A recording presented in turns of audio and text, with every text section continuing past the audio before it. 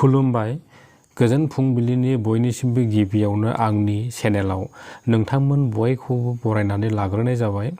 दिनै आं नोंथांमोननि थाखाय गोदान भिडिअ लानानै फैबावबाय। आसा खालामो भिडिअखौ जोबजासे नायलांगोन। दिनैनि गिबि रादाबाव दङ अखाफोरनि बैसोआ बेसेबां? थारैनो बे बाथ्राखौ जों बयबो मिथिनो लुबैयो नङासै लोगोफोर? थिग बेबादिनो बिगियानगिरिफ्रा मोनसे संदाननायजों दाबि दिखांदों जे अखाफोरनि बैसोआ गासै 4.46 आरब बोसोर जानो हागौ। संदानगिरिफ्रा बुंनाय बादिब्ला 4 आरब बोसोर सिगां सानमण्डला सोमजिखांनायजों लोगोसे बुहुमनि दाथायाबो गिदिर जालांदोंमोन। बे समाव मंगल ग्रहनि मोनसे गिदिर मुवाया बुहुमजों सौग्रावलायो। बुहुमा सौग्रावनानै जाय मोनसे गिदिर थुख्राया आलादा जालांदोंमोन बेनो अखाफोर जादोंमोन। नाथाय बियो माब्ला जाया बिनि थि समा दाबो रहस्य जानानै दङ।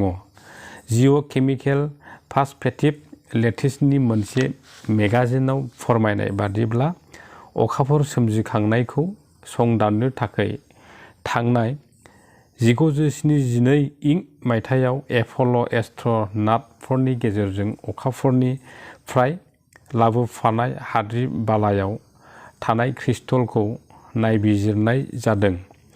बे संदाननाय गागि लिरगिरि फिलिप हेकआ बुंदों जे बे क्रिस्टलआ अखाफोर सोमजिखांनायनि थि समखौ फोरमायनो हानायनि बयनिख्रुइबो गोजामसिन फोरमान जानो हागौ, मानोना बियो मंगल ग्रहनि गिदिर मुवाया बुहुमजों सौग्रावलायनानै सोमजिखांदोंमोन।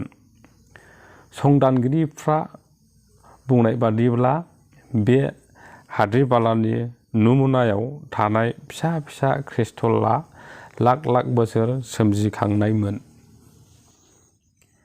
मैयानि खौराङाव मिथिनाय बादिब्ला गाजानि हामास आरो इजराइलनि गेजेराव दावहा जाजेननाया थांनाय 7 अक्ट'बरनिफ्रायनो दिनैसिम गिलु बालु दावहा जाबाय थानायनि गाहाय जाहोनखौ मैयानि सुलुङाव मिथिनाय बादिब्ला हामास आफादनि लिडारफ्रा अर्डार होदोंमोन दि गावसिनि केडारफोरखौ इजराइलाव थांनानै जेसेबां हायो इजराइलनि मानसिफोरखौ गावथार आरो इजराइलनि आइजोफोरखौ आरो गथ'फोरखौ जेसेबां हायो हमना लाबो।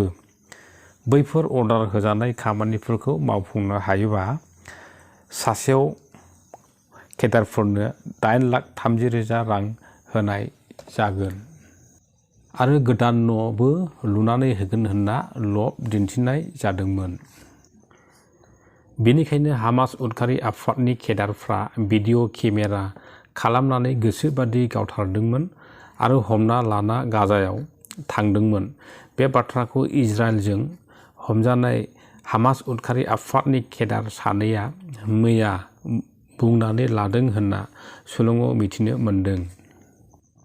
हामास आफादा 1,400 जन इजराइलनि मानसिफोरखौ गावथारबाय आरो 220 जन इजराइलनि मानसिफोरखौ हमनानै लांबाय। बेबायदि खालामनायनि थाखाय इजराइलआ गाजायाव प्लेनजों गावनानै 5,000निबो बारा गाजानि सुबुंफोरखौ गावथारबाय आरो 15,000निबो बारा सुबुंफ्रा गाजायाव जोखोम जानायखौ मैयानि सुलुङाव मिथिनाय जादों। इजराइलनि आर्मिफ्रा ग्राउन्ड एटेक खालामनो थाखाय रेडि जानानै दङ।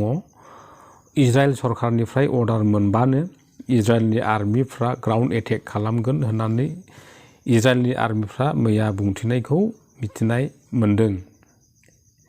मैया हामास उदखारि आफादा बुंदों जे इजराइलआ गाजायाव थाव हरोब्ला इजराइलनि 50 जन सुबुंफोरखौ हगारना होफागोन।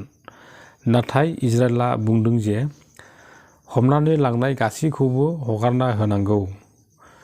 नाथाय गाजाया बे खोथानि सायाव जेबो रिप्लाइ होयैखौबो मैया मिथिनाय जादों। बेजों लोगोसे दिनैनि भिडिअआ बेखिनियाव जोब्बाय लोगोफोर। भिडिअखौ जोबजासे नायनायनि थाखाय बयनिसिमबो गोजोननाय थाबाय। Thank you for वाचिं।